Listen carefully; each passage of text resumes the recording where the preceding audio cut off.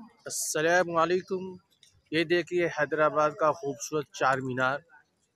ये मैं चार मीनार के पास आया हुआ हूँ और आपको लाइव दिखा रहा हूँ। ये हैदराबाद का खूबसूरत चार मीनार है जो देखने में दूर से छोटा और करीब से बहुत ही बड़ा है। मैं आपको दिखाऊंगा कि इसके एक तरफ मक्का मस्जिद और दूसरी तरफ मेडिकल कॉलेज है। ये जो दिख रहा है आपको, ये मेडिकल कॉलेज है। और ये जो मीनार दिख रही है ये मक्का मस्जिद का दरवाज़ा है। मैं अभी आपको करीब से दिखाता हूँ। ये देखिए मक्का मस्जिद है जिसके एक तरफ ये कॉलेज है यूनानी शिफा खाना जो यहाँ के नवाब का बनाया हुआ है। और इस चार मीनार के दूसरी तरफ मक्का मस्जिद है। मक्का मस्जिद का मेन दरवाज़ा है। देखिए